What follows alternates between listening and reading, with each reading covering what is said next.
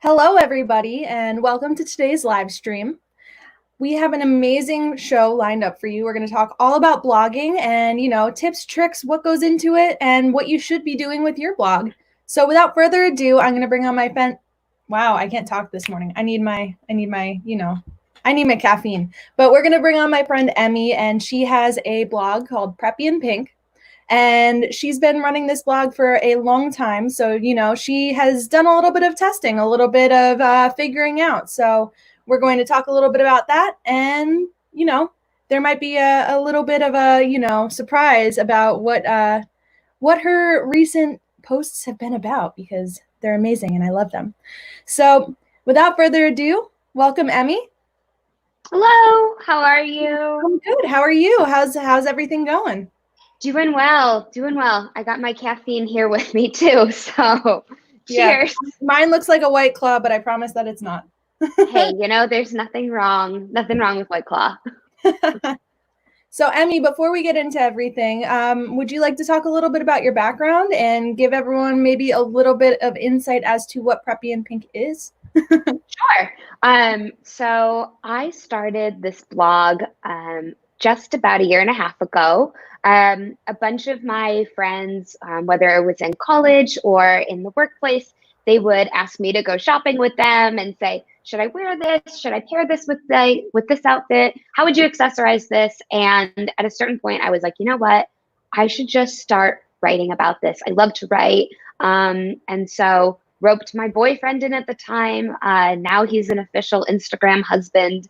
And he took my pictures for me and just started the blog very casually, more as a fun project. And it has slowly, keyword is slowly, been taking off. And it's just been a lot of fun for me, a great creative outlet. I've gotten to work with some brands along the way, which has been a great time.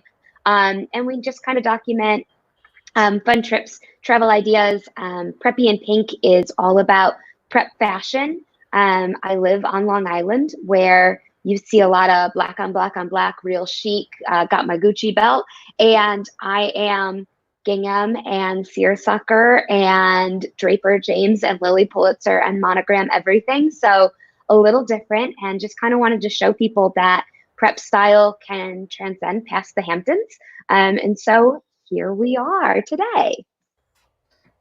Well, I know that so many people love to hear your insights in all of these fashion things because, like you said, and I'm doing it today, black on black, Black on black on black on black. That's basically like the go-to style these days. And like, I know that when I'm out and about and like, even when I'm shopping, I'm like, I want to buy something with colors. And then I look down at my cart and it's like all black. So black, a little bit of navy, a little bit of gray.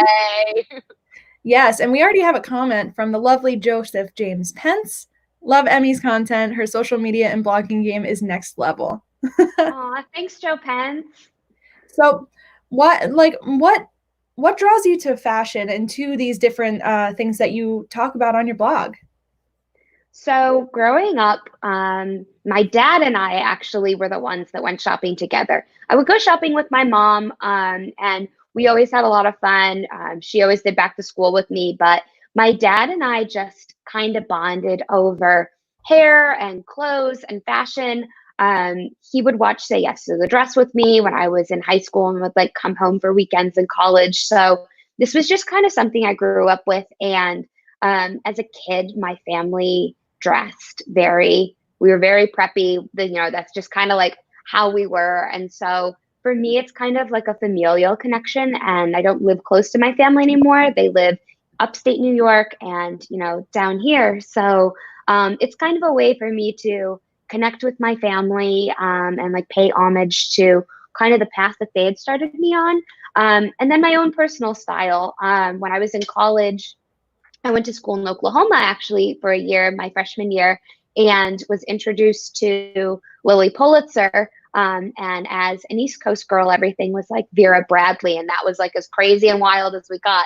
So Lily Pulitzer was like a whole new game. It wasn't just bags. Now there were clothes and shoes and fun accessories. And so that kind of opened my eyes there. And I started to develop my own fashion style around that time, freshman year of college, and was like, you know what? We went Emmy all the time. We lost the Emily. So kind of like developed my identity, started to dress the way I did, and things just kind of took off from there. That's awesome. And I love that this all ties back to family because, family is very important to a lot of people. And I mean, if I take a step back and look at like how I dress, like maybe not today because I was kind of, cold and just wanted my Celia Werner Productions sweatshirt, but there is a family influence, like what my mom used to buy, what my dad, well, I mean, I'm a girl, so maybe not what my dad used to buy, but like what we used to wear for like the family photos and, just like on a normal daily basis, really does like, affect you afterwards. No, for sure. And I think that, we always say it's like family for better or for worse, like that's your family. But I think that, there's these influences in all different types of our life, whether it's the type of music you listen to growing up, the movies you watched growing up, what your ideal vacation is. That was something that when we were planning our honeymoon last year, my husband was like, we always took really relaxing beach vacations as a family. And I was like, we used to go to historical sites and learn. So it was kind of like finding a balance. But I think that's the beautiful thing about, your roots and where you come from. It forms who you are as an adult, and it allows you to continue in a certain path or branch off in different ways. But that influence never goes away. That's a really good point.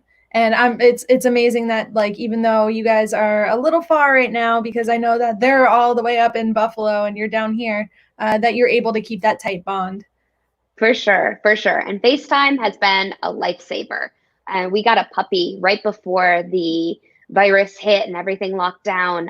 And so while the trips that my parents had planned to meet the dog have been canceled, still able to stay connected with them and call them every day or so and just check in.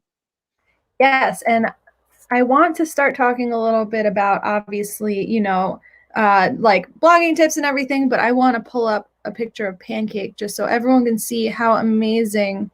Yes, this is Pancake. So while that is being put up on the screen, Pancake is a cream French bulldog. I wrote a blog post about, how we chose our breeder, why we chose the breeder we did. We did look into adopting and going through a shelter, and just with our living circumstances, it didn't end up being an option for us. But, important to note that, we do support shelters. We do believe in adopting pets. We have made quite a few donations to the shelters that, we made it pretty far with them and then didn't end up adopting. But the breeder we ended up using, an absolute dream. They're called Woodland Frenchies. They're in Ohio. So the dogs, they grow up on a little farm, and they're socialized very early on. So she's just a very sweet little girl. She's taking her nap right now. She just ate. So it's like out for the count, passed out. But we love her. She's learning sit and stay right now. So we've mastered potty training, and now we're on to the fun stuff. Well, Pancake is like my favorite part of what pops up on your Instagram, your blog. Not that I don't like your other content, but Pancake is just amazing. And this is actually the page that I'm looking at is from your blog. This is what the top of the website looks like for people who are not familiar. And then this would be the Getting a Dog 5 Things to Consider article. But we will return to your website at some point in the near future.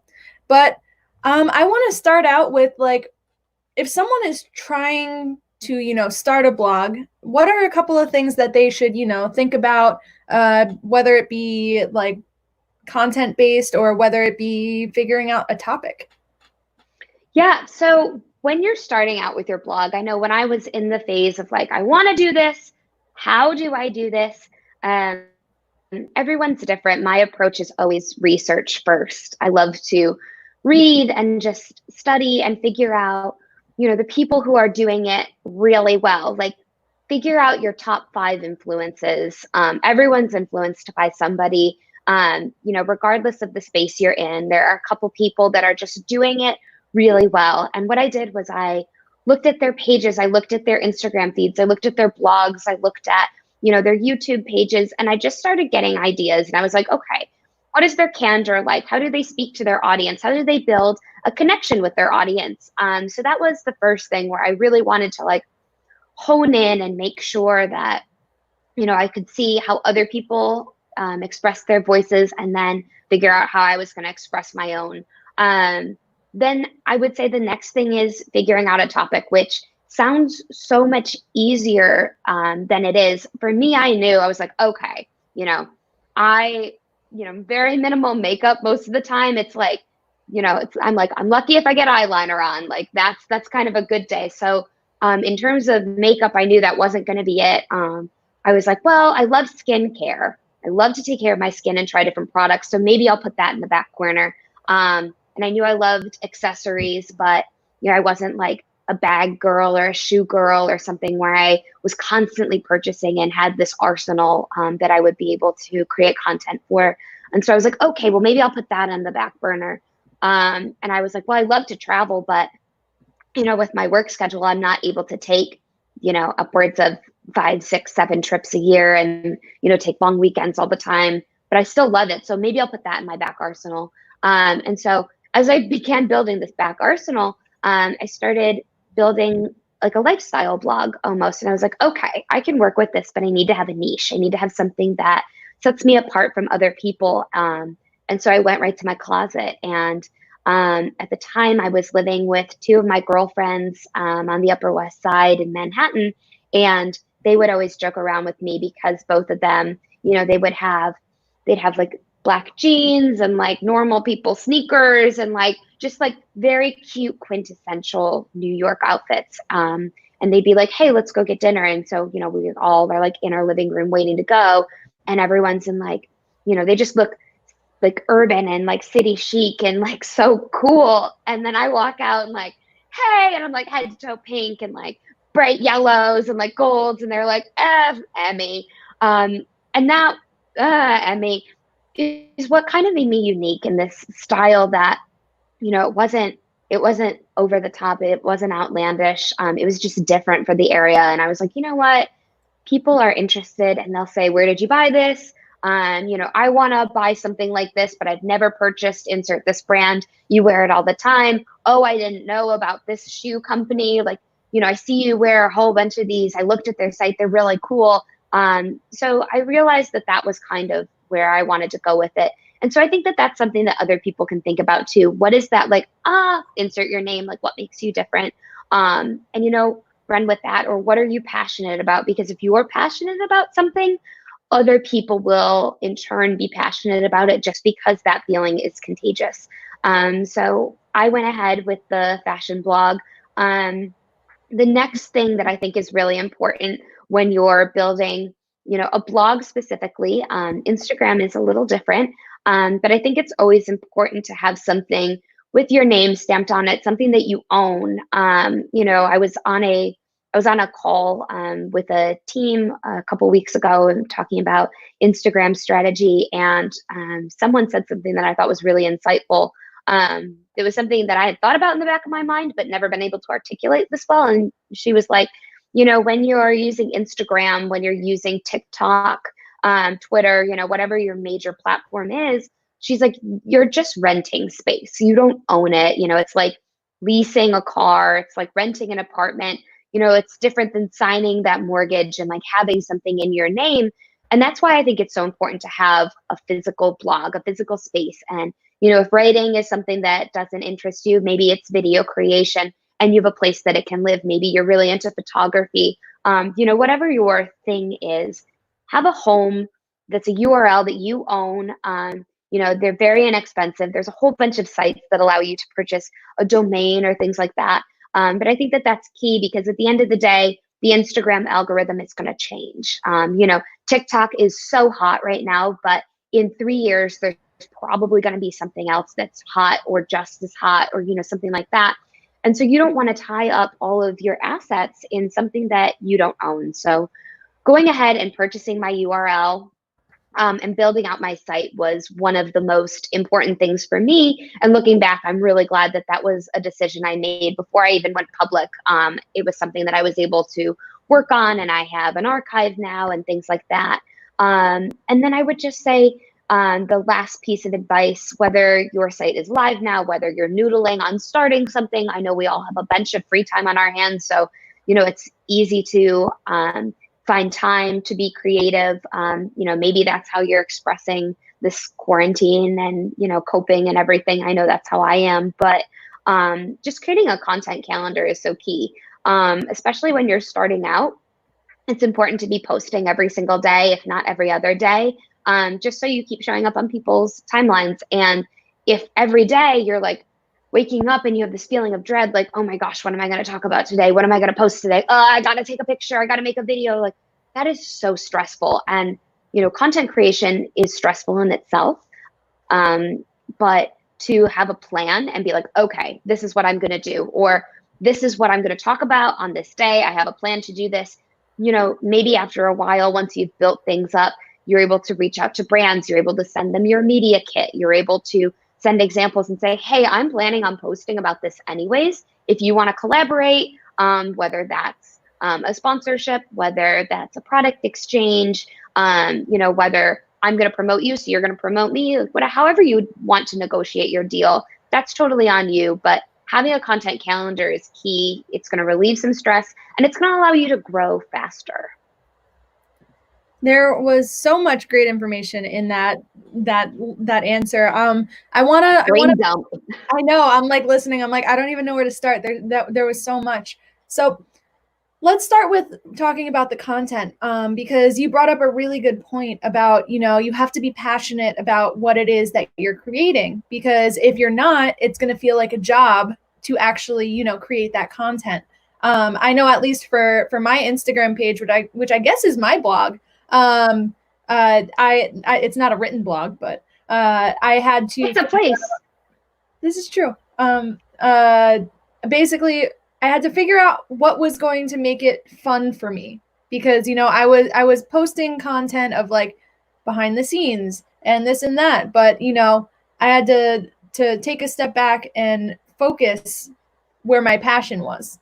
And I think that's one of the biggest things that people need to, consider, because it might sound like a good idea to be like, all right, I'm going to do a news blog right now, because news right now with coronavirus, very important. But, if you're not invested in that news, it's going to be very, very daunting. Mm-hmm. It becomes a chore. And, no matter what, I always say that, some people call it a side hustle. I call it a passion project. Like, you have to be passionate about whatever you're doing. It's going to involve work. There's going to be quite a few hours. The amount of times that, my husband will be watching TV, he'll be watching Netflix, and he'll be like, hey, like, come sit on the couch with me and pancake. Like, let's eat popcorn. Like, let's have a glass of wine and relax. And I'm like, no, like, I put my blog post on Thursday. Like, I got to finish it up. I got to make sure everything's like in stock before I launch it live. It's like, it's a project, and I do it after work, in my free time. And so, if I'm going to be devoting an hour or two each night, working on this and creating, I want to make sure that it's something I'm passionate about. And I think that that's really important that you said that. I've been talking a little bit about content creation throughout this whole coronavirus thing. And it always comes back to like working on something you're passionate about and providing value for people, which you've hit on the head multiple times in different answers so far. So let's take a step back and talk about platforms. So let's talk about platforms. Platforms. Hopefully we're talking about shoes, but I know we're not. So what are like your main platforms that you get traffic on? Because I know for me, it's Instagram and it's Facebook, but a lot of people obviously have that website. What have you experienced, and what's your favorite platform to use? So I have three favorite platforms. First and foremost, I love Instagram. I love doing stories. I love bringing people into my life. I feel like my followers, I share so much with them. I've taken them, last year was a really big year. I was planning a wedding. I got married. I moved into a house. I bought a car. We were planning on getting a dog. It was a big year, and I brought my followers along with all of that, and they saw a lot of really raw and just rare. And my husband is goofy, and we're funny together. And so he's a constant on there. Pancake's a constant. It's almost like our own little TV show where it's like, hey, this is what's going on. Like, oh, Doug. So I feel like Instagram is great in the sense that you can really get to know people. Obviously, your timeline photos are great. I love curating my feed and curating my page. Everything has a slight pink hue to it. It's very bright, very pastel-y. So for me, that's just like, for your page, like, you can tell that you spend a lot of time on that with the presets, the colors, making sure everything, works well together. So I want to commend you on that. I wanted to pop in real quick. Thank you. No problem. Earlier today, I was moving stuff around. I use a couple of different apps to plan everything out and make sure aesthetically it's going to look the way I want. If I did an indoor bright shot, I want to contrast that maybe with an outdoor shot. Maybe something has a little green in it. Okay, this had a lot of pink. Let's try to do a little bit of blue. So I do a lot of planning with that. I schedule my posts. I have my times on Instagram just from analytics where I know my audience is more active at this time. So that's great where it's like, there were times this week I was in a meeting and completely forgot I had scheduled an Instagram post, and all of a sudden my phone starts lighting up and I was like, oh yeah, it was 3:00. Like, this is so great. So that's nice where, your side hustle or your passion project or whatever you want to call, just by planning things out, you're able to, continue engaging with it almost even when when you're doing something else. Like, I'm working on, I'm like doing something else and working on another project. Maybe it's the weekend and I'm like taking the dog out or something, and it's like, oh yeah, it was noon. So scheduling is really beneficial. And Instagram just has so many options for that. Yeah, I'm one of those chaotic people that just kind of let it go. I'm like, oh, I should post now. I have to do 2 posts today. I'm one of those people, but I commend you. I should really, really schedule. I'm planning on like trying to, schedule like a couple days at least out so that my life is not a living like nightmare. That way, and that way you keep Instagram fun and you don't have to like, oh, I have to be on, oh, I have to do this. It's like, no, I did it last night. Like, it's fine. Like, this is going to go live at this time and I'm just going to let it happen. The next platform that I love obviously is my blog. I love, just seeing where people are reading and getting to connect with other people and check out their own sites and things like that. My blog is like my own little corner of the internet where I'm able to just write about whatever I want, highlight things that I love, whether it's, changing up. I did a post about one outfit, 3 ways. So, how you're able to style something. Because I know everyone's being very budget conscious right now. Things are just different. And so here's a way to make, stretch your closet a little further, shake things up. I just put out a Mother's Day gift guide last night. Everything is from Walmart. Walmart and Target and Amazon have all been doing a really great job bringing in big name products, really affordable products, and just making it easy for people to purchase beautiful gifts. And what I loved about Walmart was they have the option to, if you live somewhere where you feel comfortable going in store, you can make a purchase in store. But if you don't want to go in the store, they have curbside pickup. So you can, get everything all squared away, or just deliver it and ship it to your mom. Like, I know for me, I don't live close to my mom, so I'm going to have to send her gift in the mail. And so just having options where you're able to do that is so helpful. And then I would say the third platform that I really love is an app called Like to Know It. And Like to Know It is something you apply and you're accepted into, and it's a community of bloggers, and we're able to link the products and the images, whether it's in our blog posts, whether it's on our Instagram, and it's a platform where other people are able to shop our pages. And Awesome. So I absolutely love this, and I'm going to be putting out a tutorial on my stories, just like how to access this, because I think so many people see Like to Know, they'll be following an influencer and it's like, shop this photo on the Like to Know It app. And you're like, what the heck is this? But you have the ability to screenshot pictures as well. And, on my side of it, I do make a small commission when people purchase through my links, but I think it goes so much further than that. There's so many times that I've been like, oh, I love this person's tie-dye loungewear set. I know I'm on a hunt. I'm on the hunt for a good one right now, and I'll be scrolling through and I'm like, oh my gosh, this is it. I love it. Man, maybe I don't, maybe it's not payday. Maybe I'm not ready to make that purchase. Maybe I'm like in the car and I don't have my credit card. What's great about Like to Know is when you screenshot it, you get an email sent right to you with all the product links there. You also have the ability to heart an image, and unlike Instagram where it's like, oh, I like that, it means you're adding something to your wish list. So you can go back and shop it. And I just think that that's so great, whether you buy from the people that you see on their feed or not. I just love seeing how people design their homes, set up their their home offices, how they set up their kitchens, how they're designing their closets, because Like to Know, people are posting like maybe 6-7 times a day on the app versus Instagram where it's like maybe you're only posting one picture. So this is just really great. I think it almost lets you in a little further than Instagram and makes things a little more personal. Definitely. And I think that's really interesting because, you see all of the people on Instagram with like affiliate links and things like that. And yeah, like we're making a little bit of commission, but it's like people are always like, oh, like, you're doing XYZ, this and that. Like they think we're making $5 million when maybe we're making like, $5 on your purchase or less. But, it's great to have that flexibility to, share different kinds of products with people, especially if it's ones that you like. I know I personally am a part of the Amazon affiliate program, which means that if I provide links and people click on them and they buy the product, I can make $1 or $2 on something, which is amazing. And it's something to consider if you're looking to get into the online space.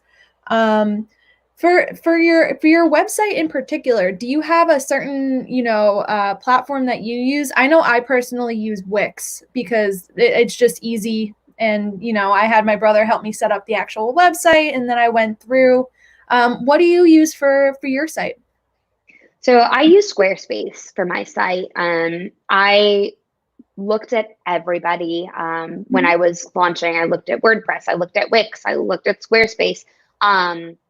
And so for me, Squarespace just provided the ability to have certain things blocked and set up nicely, where I didn't have to worry about a lot of coding right off the bat. But what I also loved on the flip side was I was able to code with Squarespace, and which is something that I never thought I would say, but I'm able to code my own widgets now. I've built all of my own banners. I build, everything that you're seeing on the site. I've like been able to cucustomize. Is there anything specific that you want me to show? Because I'm just scrolling around your page. I think some of the fun pages, if you click the shop page, this is something that I added within the last 2 months. So there's a bunch of different categories there. I know I added the loungewear category, which isn't completely on brand for me. I realized as quarantine started that I was like, wow, I own no loungewear. But what I think is fun about this section is it's just like, oh, I'm going to a wedding. Oh, it's a new season. I want to buy a couple new pieces. And so these are like some of my picks, whether, you see it on my Instagram feed, or you're just browsing around, just a whole bunch of different picks, different styles, where it's like, if I was going to 12 weddings, these are the outfits I would wear. Unfortunately, a lot of things have been postponed and put on hold, but those weddings will all still be happening at some point. And it's like, great, here are my picks. So just a bunch of fun things there. I've been living in active where I've been taking a lot of classes online. And so, there's a section for that. It's just some fun stuff to look at. Yeah, definitely. And the one thing that across all of your platforms that you can notice is that you have a very solid brand and a very specific brand, which like I know for certain people, like they might be doing one thing on Facebook, one thing on their website, one thing on Instagram, and none of it is cross platform. What Mhm. benefits have you seen or do you get from, having a very, very specific brand? So I think when you have a specific brand, it just allows you to present some consistency, and people begin to associate certain things with you, which is so important with branding. Whether it's a post that you're doing, it's the verbiage you're using in your captions. You want people to start just subconsciously associating you with certain things. And I will always admit, my shortcomings. When I started my blog, I didn't have a specific look. I was literally just kind of like doing a brain dump. There is a bird that keeps smacking into my window. I'm like, oh my gosh. But no, I didn't have a specific look. And I feel like that kind of stalled me at the beginning. And, I had people, like I said earlier, that I looked up to and I was inspired by. And I kind of took a step back at a certain point and I was like, why am I inspired by them? Why do I like looking at their feed? And it was because they had a consistent look. And I found that the accounts that I was really drawn to, not only did we have similar style or we were of similar height. And I was like, okay, that's how these fans will probably look on me. But it was very bright and it was very clean. Mhm. And I was like, okay, I want to start doing that. And so probably about, I'd say a little over a year ago, I really dove in where I like cleaned up my account and I started brightening everything and I built my own presets, which I think is a great first start. As you're dabbling with Lightroom, which is a free app that anybody can get. You don't have to have an Adobe subscription, which is phenomenal because that is a pretty expensive Mhm. subscription to get. I did a walkthrough video of Lightroom. I'm gonna throw that in the comments for everyone, but sorry to cut you off. I'm gonna work on that No, now. so helpful. Watch Celia's Adobe Lightroom tutorial. This is like absolutely key. If you are on Instagram and you are not using Lightroom, I want you to download it today. It Mhm. is going to completely transform your feed. Lightroom is like the Visco cam of 5 years ago, where it was like, this was the game changer. Now this is the new standard. So if you're not using Lightroom and you don't have presets that you're using, I highly suggest doing that now. So I built my own presets and had a bunch of them, and I kind of was able to play around and figure out a certain style that I liked. Within the last little bit, I invested in some other presets that kind of like upgraded, I would say, to ones that were not created by me. But once I played around and I knew my style and I knew I was like, okay, aesthetically, this does well. I like how this looks. This works for me. Then I was able to financially invest in something where here's someone who really knows what they're doing.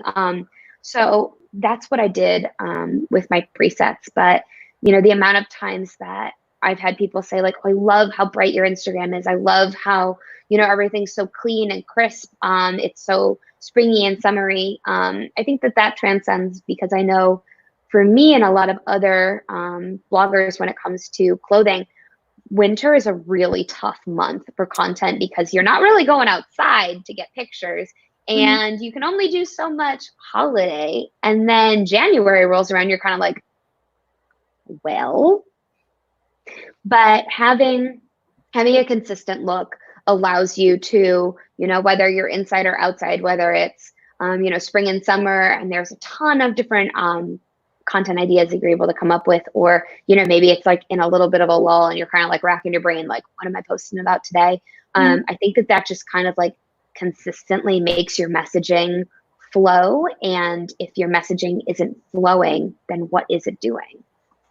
Definitely, because what I know that I like am trying to work on this as well. I'm doing something where like I have a row where it's always a picture of me. It used to be a row that was me doing work somewhere, and then a row that was like a miscellaneous like on like an actual picture I've taken or something like that. And that was my whole thing, which is a little Yeah. less cohesive than yours, because yours I can flip through my feed and I'll see something bright pop up and I'll stop and I'll be like, oh, this is one of Emi's posts, and then I'll stop and I'll make sure to take a look at that, because I'm used to seeing the highlights that are super like bright, and I'm used to seeing little touches of color and things like that. So the way that you're using Lightroom, which I'm going to keep saying, guys, check out Lightroom. It's free. It really does make a difference, because if you look at a lot of like big influencers, I'm doing this because it doesn't mean that you need to be like someone that has thousands and thousands of like subscribers and followers to do this. A lot of them pick a specific look so that when someone clicks on their page, it's very like, I would say, like inviting for them to be followed. And Yeah. that's one of the biggest things for at least Instagram as a platform Yeah. that people like to incorporate to, get that following. For sure. Yeah.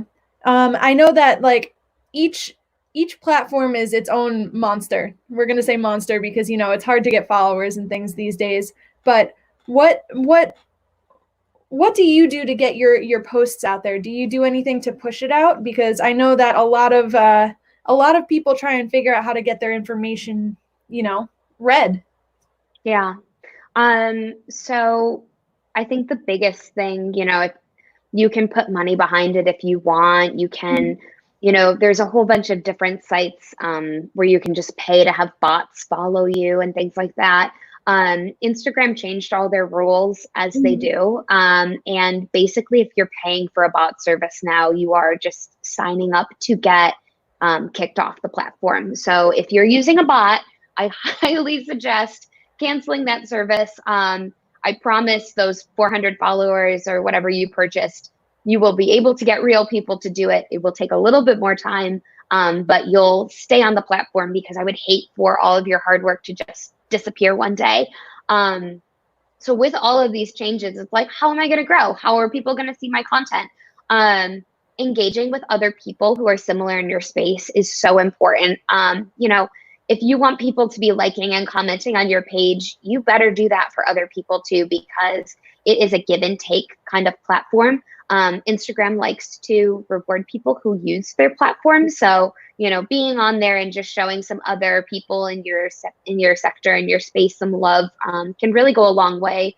And hashtags. It's such a basic thing, but Instagram allows up to 30 hashtags in a comment. So, you feel free to use a few in like the initial caption you put under your picture, but put a couple hashtags in there and keep shaking it up. Don't keep using the same hashtags. It just allows your content to be seen by a wider variety of people. So I think, engaging with other people in your space and using hashtags is a phenomenal place to start. Yeah, that is so important, because like it's really easy to figure out where these people are. These people are using similar hashtags to you. So for instance, like one of the ones that I like to go on to is like hashtag podcaster or hashtag broadcasting, because that has a lot of people into live stream. So I go there, I see what they're doing, I'll read their posts, comment like something like, oh, I love your setup. And then that starts a dialogue, and that starts, a conversation. And that's the way to get those dedicated fans, because you're treating them like a person instead of just a number. Because, if you're trying to do this and you're trying to start a blog or a page on Instagram, the biggest thing you can do is create a community. Because if you create that community, everyone has a kind of a like idea of, whatever the topic is. For your page, it would be in the realm of fashion and lifestyle and things along those lines. And then for my page, it would be people who are creative and, are interested at some level on photography and videography. And, creating that back and forth is going to be one of the biggest ways to grow that audience. I think it's really important, especially these days, to do that. My phone is ringing, and it's another Hofstra alum, so I got to get back to him later. But it's super important to have that engagement with your audience, because if you just throw out that article and don't respond to comments and don't involve people, it's not going to go as far as it can. Exactly.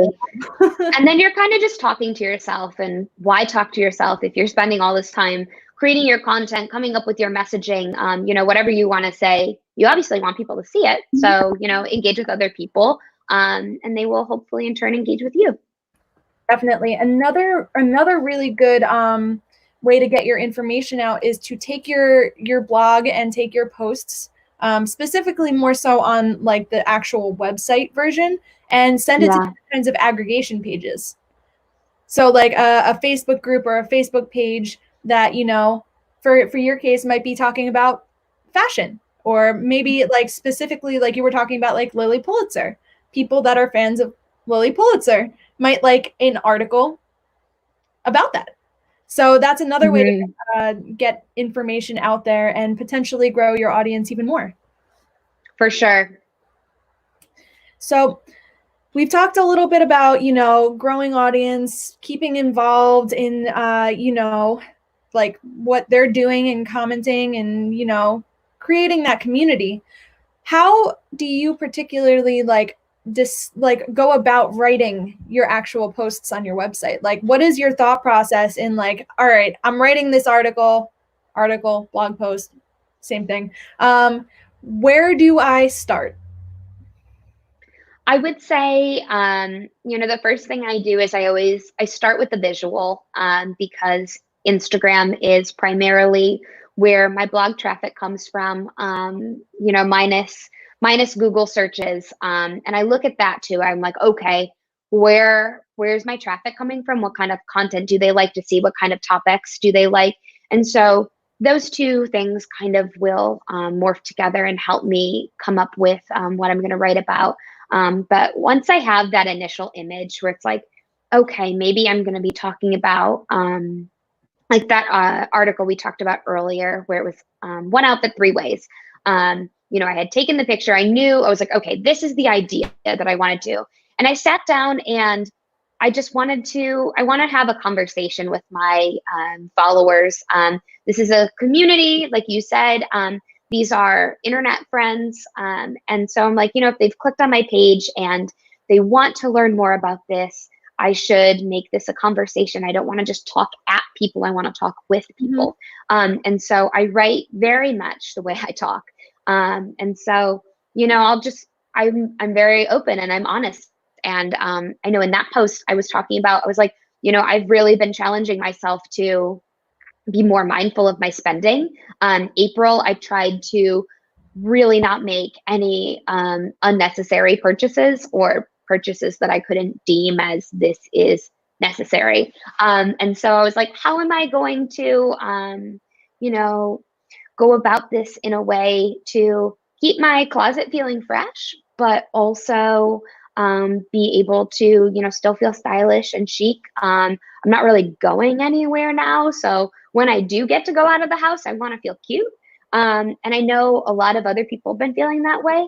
So what I was trying to do with that is just like be honest with them. And I talked about, where I've been in the last month and, why I came up with this and highlighted the products I did. At the bottom of all of my posts, I have a widget down there that allows you to, click on the picture and shop it. And I try and highlight pieces that are not necessarily fast fashion. If someone's going to spend money on a bag or a pair of pants or a pair of shoes, I really feel like it should be a quality purchase. And, I have a lot of on-trend fun things that I absolutely love.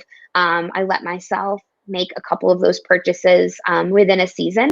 But I also try and really incorporate things that people can have in their closet and keep using, like that gingham top that I featured in that post. I think I bought that 4 or 5 years ago. And, I take care of it. I send it to the dry cleaner. I make sure I'm laundering like the neckline so it doesn't get that like gross dingy yellow. But, I take care of my pieces and I'm like, if you're going to spend like, upwards of $80 on a shirt, you want it to be a quality purchase that's going to last. So I try and highlight things like that. And, you know, just be short and sweet and to the point. And hopefully people come back for more. Definitely. And that's really like, I love that you're making a point to have clothing on there that's going to last people, because some people will just run to Forever 21 and get a shirt that's going to last 3 times. And then it's going to basically like self-destruct. So, you know, Yeah. making sure that people are getting good products from your recommendations is super important, especially because, you know, the way that I look at recommendations, whether it's people, products, whatever it may be, that's attached to my name. I don't want to give a bad recommendation. Exactly. It's very important to like vet what you're doing in terms of recommendations before being like, oh, I found this at 7-Eleven, amazing product, check it out. And that's why, like, if I do anything where I like partner with a brand or feature anything specific on my page, I make sure that it aligns with what my beliefs are. Exactly. Like I know I have a few partnerships that are coming up that I'm actually shooting this weekend and going to be sending for brand approval that'll hopefully be hitting my timeline soon. But you want to make sure the conversation is genuine. I never accept a a collaboration or anything like that if it doesn't feel on brand to me. Like I know for me personally, and I'm very open about this on my social media and on my blog, like I have a history with disordered eating, and I had a company reach out for it was like a diet. It was a diet program where it was like, you know, have this and it's going to suppress your hunger, or this is going to make you lose 20 pounds. And like, you know, things like that won't even get a response from me. It's not a product that I personally believe in. And so I'm not going to promote that on my page. But when and you know, like you were talking about, it's like kind of like the fine line of like, where do you, I'm working with, like, for instance, Quest, and like I eat there literally before this live stream every day. It's either a protein cookie or a protein bar, because I wake up a little later than most people, and like I have my breakfast and then I do my live. So like when they had the opportunity for me to work with them, that was a no-brainer. Whereas, you know, something like, I don't know, a fitness brand might not be making sense on a camera page. I think that's the point that we're trying to get. And especially with, like you said, you have a certain audience for your page. Like it doesn't make sense to kind of counter whatever it is that you stand for and believe in. For sure. I'm sorry for cutting you off. No, you're good. We actually have a question, and I know what I do, and I'm gonna jump into it, and I would love to hear your thoughts on this as well. When it comes to letting people know about your content through blogs, what tips do you have to be less intrusive? We want to seriously be genuine with how we do business. So the way that I approach it in my posts is like my overall overarching, you know, theme to my posts is being creative, being positive, and like building a community. So I make sure that I start my idea with that. So regardless of if it's me talking about a service, a product, or anything along those lines, I make sure that I come at that post or come at that, I guess, article or a blog post or whatever we're calling this, from an angle of how do I feel about this thing? How do I feel about this product? And how, like, will my audience see this product? So for instance, when I was talking about the Quest cookie, I was really real about it. Yes, I'm taking a picture with a product, but this is a product I really believe in. If you guys are trying to like get protein into your diet or something like that, work on your like, I'm not going to get into like macronutrients and all of this other stuff, but like if you're trying to like incorporate more protein in your diet, this is how I do it, and I love this product. I'm not going to sit there and be like, okay, you need to go buy Quest cookies because Quest cookies are going to be, you know, super important to you, and this is the link, go do this. I don't have a link, and I don't make any money on it, but it's something I believe in. So I framed it in a way that's going to be more about my experience with this instead of this is going to be your experience, click the link. Does that make sense? Yeah, no, it makes total sense. And I take a very similar approach.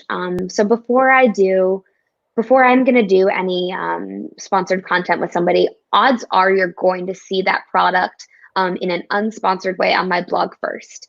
Mm-hmm. Whether it's on my Instagram, whether it's on a story, whether it's on the blog, it's kind of like a little Easter egg where I like to slowly weave things in. If it's a beauty product, Mm-hmm. I make sure it's on brand, and I obviously try it for an extended period of time beforehand. But I want the conversation to be genuine. I'm not going to work with a brand just to like take the money and run, so to speak. You want it to be organic and natural and fit your brand. And when you do end up incorporating that messaging into your site, whether it's the blog like Jeremy's talking about, or your Instagram, or, maybe you're dabbling with partnership on TikTok, you just want it to feel like you. And that's why the brand is working with you, or why you chose to highlight that product on your feed in the first place. If it's unsponsored, it's because it's part of you and it's part of your brand, and you just want to stay true to that, because nobody wants to just look at a straight up commercial. They'd rather see something engaging coming from your own page and your voice, and I think that makes the content so much more valuable. Yeah, and then also from a business standpoint, if you have a service that you are selling, for instance, if it's let me get a really good example.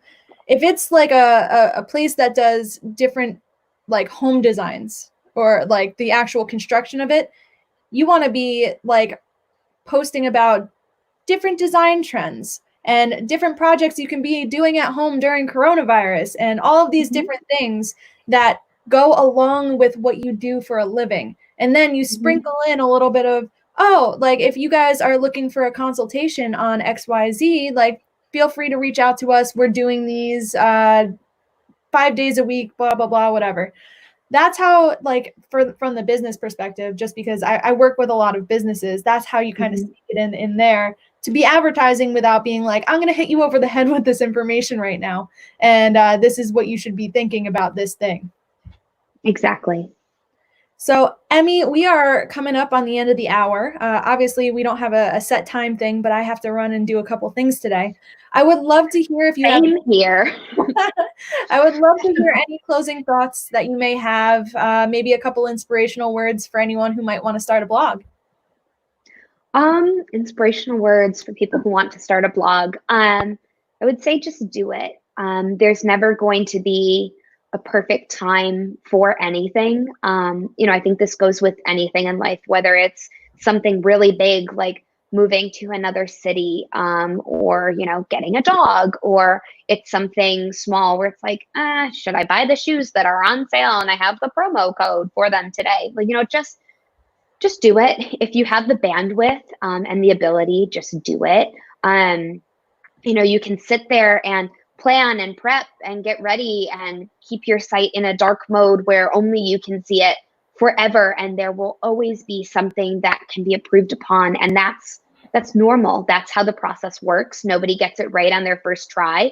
And if you really want to back road inspire yourself, look at those pages, those people and those accounts, whether it's a business's blog, whether it's a fashion blogger, whether it's a beauty blogger, fitness inspo, and look at some of their first posts, because I guarantee you they do not look anything like the content that you're looking at now, because everybody starts somewhere and everybody ends somewhere.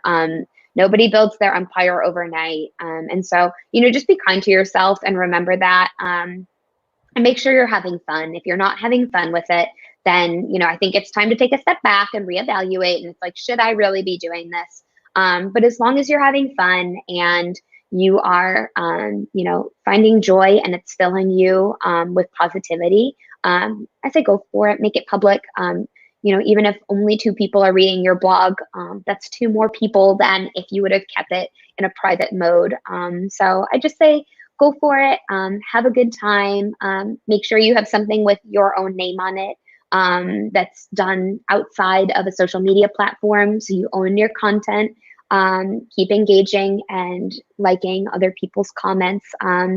In turn, that'll come back to you. And at the end of the day, just do your best. That's all you can do. I think you summed up the entire episode better than I could have summed up the entire episode. So thank you for that. And thank you so much for taking the time to talk with us today. You're welcome. I know that we have we got shared on actually the Hofstra University School of Comm page during this. And look at that. a bunch of our friends from Hofstra, which is how we met, who tuned in, which is amazing. So thank you so much. Go Pride. Yes, go Pride. Thank you so much for coming and talking with us and sharing your insight, because, you know, a lot of people want to start these kinds of pages, but, you know, there's the fear of the unknown, fear of like, how do I do this? Am I doing it wrong? And I think that you had a lot of amazing things to give someone like their start in blogging. Oh, well, thank you so much. And thank you for having me today. Of course. You know, I feel like you should have known that, you know, I started a new project and you were going to be involved at some point. You're always involved in this project. Well, here I am. Well, thank you again. And I'm going to pull you off of here. I'm going to close the episode up, and I will talk to you in like 2 seconds. I want to thank you off. Good. I just cut you off. She was waving. I'm sorry. So thank you to everyone who tuned in today. And I hope that this gave you a little bit of inspiration to start that blog, grow your Instagram following, or whatever it may be that is your goal. We did our best to, you know, get some information out to you. And if you guys have further questions, feel free to leave comments or share this with someone who, you know, is trying to get into the writing, creating, photography, whatever blog that they're trying to do. So if you guys jumped into this live late, you can watch it on the Celia Werner Productions Facebook page. You can watch it on YouTube at Celia Werner. You can, a little later today, listen to it on Apple Podcasts, Google Podcasts, Spotify, or SoundCloud. And I invite you guys to come back tomorrow, where we're going to have Dr. Baroza come and talk about COVID-19 when it comes to using PPE gear, when it comes to animals also, because he is a veterinarian. So if you guys are interested in hearing a little bit more of a standpoint on that, we will be here at 12 o'clock tomorrow. And I look forward to seeing you guys. If you guys could give me, you know, a like, a share, a comment, or, you know, share this with like people that would be interested, I would love that. I would really appreciate that. And I hope that you guys have a great rest of your day. Bye, guys.